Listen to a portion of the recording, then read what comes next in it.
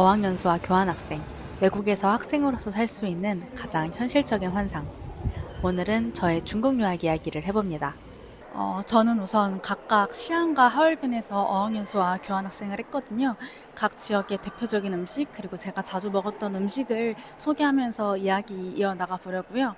저는 시안의 량피와 로즈아모, 그리고 하얼빈의 카오롱 미엔을 사러 현재 대림동 차이나타운에 가고 있습니다.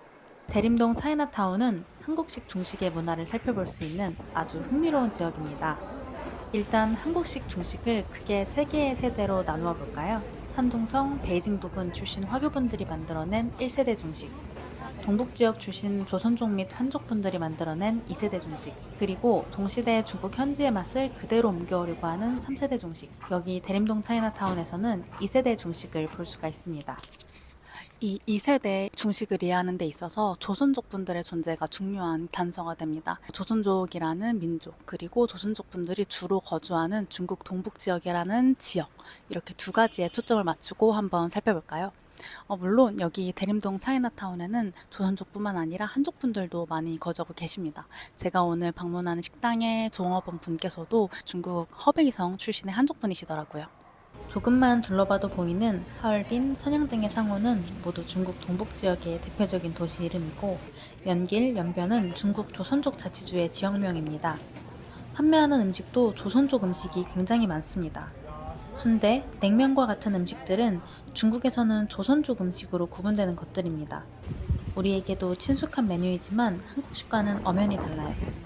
순대에는 당면이 아니라 찹쌀이 들어있고, 냉면은 메밀면도 사용하지만 옥수수면을 사용하기도 합니다. 여기 냉면집에서 어떤 메뉴를 팔고 있는지 볼까요? 뽀바로우, 지삼성 등 요리를 팔고 있습니다. 이 식당이 냉면집이기도 하지만 동북 음식점이기 때문입니다. 다른 냉면집에서도 이렇게 동북식 가정 요리를 팔고 있죠. 동북 음식점의 동북 음식인 냉면과 꿔바로우, 지삼선을 같이 판매하는 건 아주 자연스러운 일입니다. 이렇듯 중국에서는 지역으로 식당의 컨셉을 나누는 경우가 많아요. 그렇다면 중국에서는 보기 어려운 케이스가 무엇이냐? 여기 산시 도상면 가게에서 꿔바로우를 파는 것과 같은 케이스예요. 마찬가지로 중국 마라탕 집에서는 꿔바로우를 팔지 않습니다. 란저우 우육면 집에서도 냉면을 팔고 있네요. 중국에서는 이렇게 지역이 혼용되어서 음식을 다루는 경우는 정말 드뭅니다. 그러니까 여기 대림동 차이나타운의 음식 문화나 분위기는 중국 동북 지역과 흡사한 것이지, 다른 베이징, 상하이, 광저우 이런 지역과는 또 굉장히 다른 곳이라고 할 수 있겠습니다. 그럼 이만 제 중국 유학 이야기로 돌아가 볼까요? 시안 음식인 양피와 로즈아모, 하얼빈 음식인 카오랑 미엔을 사갈게요.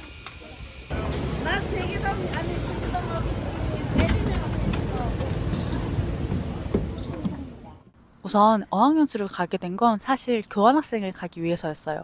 제가 원하는 지역, 원하는 대학으로 교환학생을 가고 싶은데 중국어를 잘하는 것도 아니고 중문과도 아니다 보니까 좀 다른 경쟁력이 필요하다고 생각을 했거든요. 그래서 어떻게 해야 하나 고민하고 있던 차에 저희 학교에서 한 달짜리 어학연수를 보내주는 기회가 있는 거예요. 중국 시안으로요. 저는 이 기회에 지원을 했고 다행히 합격을 해서 10명의 학우들과 함께 중국 시안에서 여름방학을 보내게 됐습니다. 이 어학연수에 대한 저의 감상은 심플합니다. 청춘하면 떠오르는 철없음, 찬란한 즐거움, 이게 전부입니다. 당시 제가 22살 대학교 2학년이었거든요. 제가 만들어 놓은 것보다 만들어 가야 할 게 훨씬 더 많은 시기였기 때문에 그 막연한 만큼이나 되게 희망차고 또 자유로웠어요. 당시에는 그 3, 4학년 선배들 눈에서 보이는 조급함이나 불안함 이런 것들을 잘 이해하지 못했던 것 같아요. 제가 중국이라는 나라를 제대로 와본 것도 처음이고 어학연수를 해보는 것도 처음이고 저에게 한 달 동안 주어진 과제는 딱 하나잖아요. 마음껏 이 나라의 문화와 언어를 만끽하는 거. 그래서 정말 즐기기만 했던 것 같습니다. 그 시안에는 화산이라는 유명한 산이 있거든요. 굉장히 험준하기로 유명한 곳인데 많은 여행 유튜버 분들도 다녀오셨더라고요. 막 돌산으로 돼서 기어서 올라가야 되는 그 산 맞아요. 저도 다녀왔고요. 그때만 해도 제가 체력이 아직 좋아서 선발대로 다녀왔습니다. 너무너무 위험하고 또 너무너무 재밌었어요. 제가 중국 생활을 생각보다 좀 길게 하게 됐는데 그 시작을 중국 역사와 문화가 가장 짙게 남아있는 도시 시안에서 출발했다는 건 개인적으로 멋진 일이었습니다. 역대 많은 왕조의 수도이기도 했고 실크로드의 중심지이기도 했고 많은 시안 사람들은 자신들이 진짜 중국인이라는 자부심을 가지고 삽니다. 저 또한 중국의 여러 도시들을 다녀봤지만 시안은 정말 진짜 중국의 모습을 볼 수 있는 곳이에요. 만약에 중국을 한 번도 다녀보지 않으신 분이 계시다면 저는 시안으로 시작하시기를 적극 추천드릴 수 있을 것 같아요. 그리고 시안에서 어학연수를 마치고 온 것과 동시에 교환학생에도 지원을 했습니다. 저는 기회가 왔을 때 더 좋은 기회나 아니면 더 준비된 상태를 기다리는 스타일은 아니거든요. 그냥 바로 가는데 제가 지원한 대학은 하얼빈에 있는 하얼빈 공업대학이었습니다. 왜 이 대학을 지원했냐면 당시에 제가 시안에서 같이 어학연수를 했던 선배의 추천이 있었어요. 제가 선배한테 선배 이제 제가 교환학생을 지원하려고 하는데 어떤 곳에 가면 좋을까요? 이렇게 여쭤보니까 교환학생을 가는 목적이 무엇이냐고 되물어 보시더라고요. 저는 이 질문에 중국어를 잘하고 싶다고 답했습니다. 그런데 사실 맨 처음 교환학생을 생각할 때만 해도 저는 중국어를 배우고 싶다 이런 목적도 아니었고 심지어는 중국어로 갈 생각도 없었어요. 저는 대만의 아가능 브레인이라는 드라마, 그 시절 우리가 좋아했던 소녀 같은 영화, 또 홍콩의 중경살림, 화양연화, 천밀밀 이런 컨텐츠를 보면서 중화권이라는 지역의 매력을 느꼈던 거였고 그 중에서도 대만, 홍콩 같은 지역에 가보고 싶다라고 생각을 했던 거였거든요. 그런데 막상 시안에 가보니까 중국 본토도 나쁘지 않고 중국이라는 지역을 공부하는 데 있어서 본토부터 시작하는 것도 나쁘지 않겠다라는 생각이 들었어요. 또 중요한 이유 중에 하나는 중국 본토가 대만이나 홍콩보다 훨씬 물가가 저렴하다는 거였어요. 특히 하얼빈 같은 지역은 베이징, 상하이 같은 대도시랑은 비교도 안 되게 물가가 저렴하기도 하고 제가 다녀온 하얼빈 공대는 기숙사 비용까지 전액 무료로 지원이 됐었어요. 하얼빈 공대 어학원에는 이런 현편이 있습니다. 중국어를 배우려면 중국에 와야 하고普通話를 배우려면 하얼빈에 와야 하고 하얼빈에 와야 했다면 하얼빈 공대에 와야 한다. 그런 말이 있을 정도로 하얼빈 공대 어학원은 중국어 교육에 있어서 되게 자부심을 가지고 있는 곳이에요. 실제로 저한테 하얼빈 그리고 하얼빈 공대를 추천했던 그 선배도 이 하얼빈 공대로 교환학생을 다녀오셨었고 어학원 커리큘럼에 있어서는 추천할 만하다고 생각하셨던 것 같아요. 그런데 이 하얼빈에서의 교환학생은 정말로 공부 외에는 할 것이 없는 무미건조한 하루하루였습니다. 저도 몰랐는데 제가 춥고 건조한 기후를 정말 못 견디더라고요. 하얼빈의 추운 날씨와 삭막한 풍경은 제가 상상하던 교환학생과는 너무너무 달랐어요. 그 당시에는 얼마나 힘들었는지 이렇게 룸메이트들과 재밌게 대화하다가도 딱 창밖으로 눈을 돌리는 순간 눈물이 막 주룩주룩 흐르기도 했습니다. 제가 당시 하얼빈에서 느꼈던 것들을 적어둔 일기가 있어서 이거 한번 읽어드릴게요. 중국이 좋아 미칠 것 같았던 적이 있다. 물건이든 사람이든 지나치게 상향평준화, 과대포장되어 있다고 느껴졌던 한국과 달리 싸구려는 진짜 싸구려로, 고급진 것은 정말 고급진 것으로 각자의 존재가 확실한 중국이 나는 마음에 들었다. 작은 식당은 물론이거니와 학교 식당에서마저도 직접 면을 만들고 만두를 빚는 그 생활에 집중이 좋아 보였다. 무엇보다도 이곳에서는 한 자리 차지하고 재미나게 살 수 있을 것 같다는 생각에 도망치듯 이곳으로 오고 싶었다. 그렇게 중국 하얼빈으로 왔다. 한 달간 꿈같은 시간을 보냈던 시안의 기억으로 뛰어든 하얼빈은 생각보다 녹록지 않았지만 그토록 다시 오고 싶었던 중국에서 지금 이 순간 살고 있다는 당연하지 않은 사실이 많은 어려움을 극복하게 해주었다. 하루, 이틀, 그리고 한 달이 넘는 시간 동안 나는 중국과 그 안에서 생활하는 나를 열심히 관찰했다. 그리고 그 관찰의 결과는 중국에 대한 막연한 기대감을 조금씩 부수는 것이었다. 과연 음식의 나라라며 칭송했던 중국 음식은 먹을수록 조미료의 역할이 두드러지게 느껴졌고 미간을 고려하지 않은 도시 풍경은 일상의 즐거움에 포함이 되지 않았다. 그리고 내가 한국이 아닌 곳에서 살고자 했던 가장 큰 이유인 한국 특유의 비교, 경쟁, 외모지상주의가 이곳에서 어쩌면 더 분명하게 존재하고 있다는 발견은 그야말로 날 짜게 식게 했다. 그리고 네이버를 켰더니 메인 화면에 떡하니 떠있는 문구, 탈출구 없는 고용절벽, 내 일이 없는 학청년들, 돌아갈 곳도 없다는 말인가? 순간 23의 내 나이가 바보같이 느껴졌다. 야무지고 치열하게 살고 있다는 자부심이 무색하게 주변의 23들이 가진 것은 너무나 많아 보이고 구직의 어려움을 떠나 한국에서도 중국에서도 즐겁게 살 수 없으리라는 생각에 막막해졌다. 또 다른 곳을 향해야 하는 것일까? 나는 그만치의 노력을 다시 할 수 있을까? 나라는 사람과 퍼즐처럼 꼭 맞는 사회가 이 지구 어딘가 존재한다는 생각은 환상이 아니었을까? 결국 나는 세상의 적당한 부조리함을 적당히 이겨내는 훈련이 하기 싫었던 것일까? 잠결에 들었던 수미는 너무 굳세서 굽혀지지 않고 부러질 것 같다는 부모님의 말씀처럼 나는 내가 부러지는 게 무서워서 아무도 나를 굽히려 하지 않도록 도망쳐왔던 것은 아닐까? 많은 생각이 교차하는 하루가 멈추지도 않고 흐르는 것이다. 그러나 어디서 두 발을 붙이고 살 것인가 라는 고민은 제법 사치라는 건 역시 알고 있다. 내가 무엇을 할 수 있고 세상이 나를 얼마나 환영할 것인지 고민할 새도 없이 삶이 무섭게 다가오는 순간이 곧 온다. 도저히 못하겠는 회사 생활을 시작하게 될 것이고 생각보다 외로움을 잘 타는지라 삶의 동반자를 얼른 찾고 싶기도 하다. 어쩌면 머지않은 미래에 아이를 낳아 엄마가 될지도 모른다.